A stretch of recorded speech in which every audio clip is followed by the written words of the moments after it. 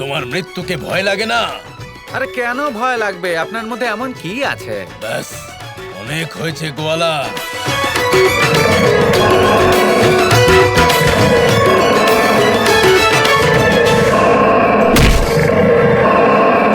ও দাদা, আরে শান্ত হয়ে যান। কেন নিজেকে যন্ত্রণা দিচ্ছেন? কোনো সমস্যা আছে, দুঃখ আছে, বুঝতে পারছি আমি। আমার সাথে কথা বলুন। এসব করবেন না, পাগলের মতো করছেন। তুমি ওখানে কি করে গেলে? আরে যত সহজে লেজ ধরে ওপরে পৌঁছে গেছিলাম, এবার ঝাঁপ দিয়ে নিচে চলে এলাম। তুমি নিশ্চয়ই কোনো মায়াবী। আমি কতবার বোঝালাম আপনাকে, বোঝালাম তো। আমি কোনো মায়াবী নই, আমি হলাম গোপাল। আচ্ছা সেসব ঠিক আছে, আপনি আসুন, বসে কথা বলুন। আপনিও একটু শান্তি পাবেন, তাই না? আমি তোমার সাথে কোনো ঝামেলায় জড়াতে চাই না। আমি কৃষ্ণের সাথে দেখা করতে চাই।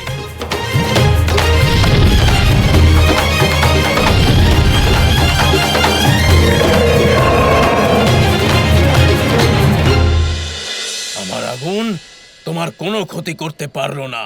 কিভাবে? সেসব কথা বাদ দিন। আপনি আমাকে এটা বলুন, এই যে কৃষ্ণ যার সাথে আপনি দেখা করতে চাইছেন, তখন থেকে বলেই যাচ্ছেন কৃষ্ণের সাথে দেখা করবেন, কৃষ্ণের সাথে দেখা করবেন। এই কৃষ্ণকে কখনো দেখেছেন আপনি? না, কিন্তু শুনেছি বাঁশি হাতে নিয়ে ময়ূর পালক ধারণ করে ঘুরে বেড়ায় ও। এটাই তো আপনার সমস্যা, তাই না? আপনি এই যে কৃষ্ণকে বাইরে খুঁজে চলেছেন, কিন্তু কৃষ্ণ তো সে তো অন্তরে থাকে, মনের মাঝে। কৃষ্ণ হলো একটা অনুভূতি। চোখ বন্ধ করে অনুভব করুন, দেখবেন খুব ভালো লাগবে। তুমি কি করে জানলে? এত কিছু কি করে জানলে? আমি কৃষ্ণের বিষয় কি করে জানলাম, এটাই জিজ্ঞাসা করছেন তো? আমি জেনে গেছি, ওই আর কি। আসলে এই যে কৃষ্ণ, তার অনেক রূপ আছে, আপনি ধরতেই পারবেন না। কৃষ্ণ প্রত্যেক কণায় কণায়, প্রত্যেক স্থানে।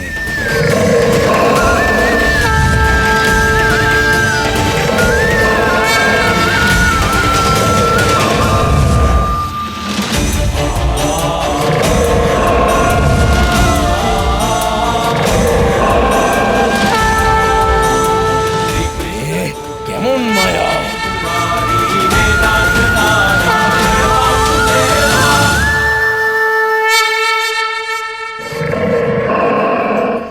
এ কোনো মায়া নয়, এ হলো কৃষ্ণের ছায়া, নৃগাসুর।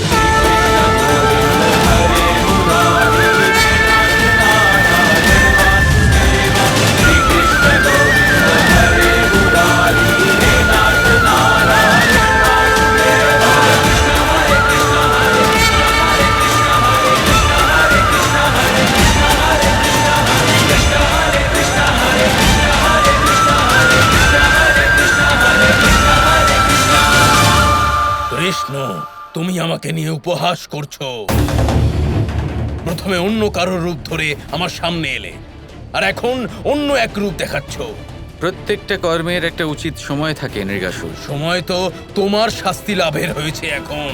শাস্তি আমাকে এত বছর অপেক্ষা করানো, শাস্তি আমাকে এত শতাব্দী ধরে এই রূপ ধরে থাকতে বাধ্য করার জন্য। তুমি যা ভোগ করছো সেটা তোমারই ভুলের পরিণাম, তোমারই কর্মের ফল এটা। তাই নাকি?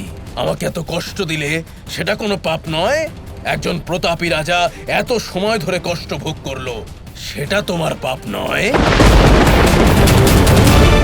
তুমি যা ভোগ করেছো সেটা সময়ের দাবি। এবার এই ক্রোধ ত্যাগ করো, যা পেতে এসেছিলে সেটাই লাভ করো। জানি এবার আমার মুক্তি লাভের সময় এসেছে, তবে তাই হোক, কিন্তু আমি ক্রোধ ত্যাগ করতে পারবো না। এবার এই ক্রোধ আমার মৃত্যুর কারণ হয়ে দাঁড়াবে। যেমন তোমার ইচ্ছে।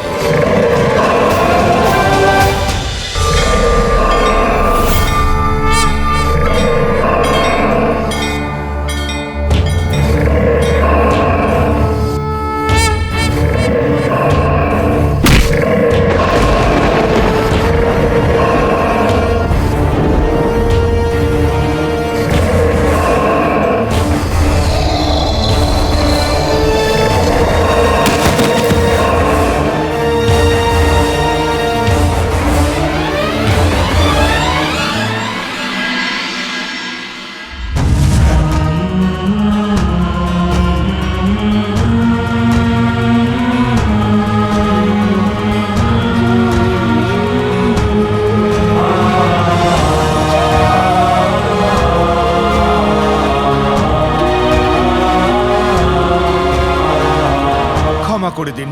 ক্রোধ নিয়ন্ত্রণ করতে পারিনি, আরো একটা পাপ করে ফেললাম। এবার আরো কষ্ট ভোগ করতে হবে। না, অনেক ভোগ করেছো তুমি, এবার মুক্তি লাভ করো। মুক্তি লাভ করার আগে একটা প্রশ্নের উত্তর চাই প্রভু। আমার কি ভুল ছিল? নির্ধন ব্রাহ্মণদের দান করা? সারাটা জীবন আমি পুণ্য করে গেছি, আর ছোট্ট একটা ভুলের জন্য এত কষ্ট ভোগ করতে হলো। তোমার ভুল কি ছিল এখনো তুমি বুঝতে পারোনি? এই সংসারের প্রত্যেক ব্যক্তিকে তার কর্মের ফল ভোগ করতে হয়।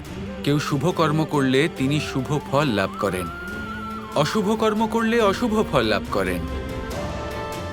এটাই হলো সত্য। কিন্তু যখন তোমাকে জিজ্ঞেস করা হলো স্বর্গে যেতে চাও কিনা, তুমি একটা নির্বাচন করেছিলে। পাপের বোঝা নিজের মাথায় নিয়ে ভোগ বিলাস করা কখনোই উচিত নয়। তাই সর্বপ্রথমে আমি পাপের শাস্তি ভোগ করতে চাই, তারপরে প্রায়শ্চিত্ত করে আমি স্বর্গের সুখ ভোগ করব। আর এটাই ছিল তোমার ভ্রম। প্রত্যেক মানুষ জীবনে এটাই চায় যে তার জীবনে শুধুই সুখ থাকবে, কিন্তু এটা সম্ভব নয়। কারোর জীবনেই চিরকাল সুখ বা চিরকাল দুঃখ থাকতে পারে না। প্রত্যেক দিন দিনও থাকে, তারপর রাতও আসে। এটাই হলো ব্রহ্ম সত্য। কখনো তোমার জীবনে সুখ আসবে, আবার কখনো দুঃখ। শুধু এই কথাই তুমি বুঝতে পারোনি। তাই যে দাবি তুমি রেখেছিলে তার পরিণাম এটাই ছিল যা তুমি ভোগ করলে। বুঝতে পেরেছি প্রভু, সময়ের সাথে তাল মিলিয়ে চলা উচিত, বিরোধিতা করা ভুল। ব্যাস, শুধু এই কথাই তোমায় নিজেকে বোঝাতে হবে। না শীঘ্র সুখের কামনা, না শীঘ্র দুঃখ নিবারণের কামনা। শুধু যে মুহূর্ত জীবনে আসছে সেটাকেই যাপন করা উচিত। আমার অসুর জীবনের এটাই উদ্দেশ্য ছিল, এই সত্যটা জানব। আপনার অসীম লীলা প্রভু, আপনাকে অসংখ্য ধন্যবাদ। যে কষ্ট, যে দুঃখ তোমার ভোগ করার ছিল তুমি ভোগ করেছো। এবার যাও, স্বর্গের সুখ তোমার জন্য অপেক্ষা করছে।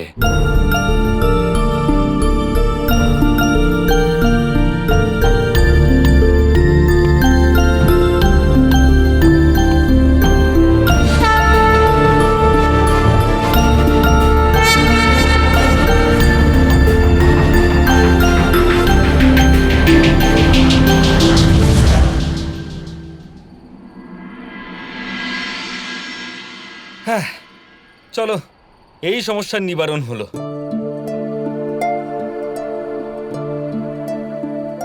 বাবা, তাতশ্রী, ওই অসুর কোথায় গেল? ও এসেছিল, এবার চলে গেছে। হ্যাঁ, কানাইয়ের সাথে ছোট্ট একটা আলোচনা করার ছিল ওর। তাই ছোট্ট একটা সমস্যা অল্প সময়ে শেষ হয়ে গেল, আর ও এখান থেকে চলে গেল। কিন্তু বাবা, এইটুকু কথা আলোচনা করার জন্য এত উপদ্রব করলো কেন?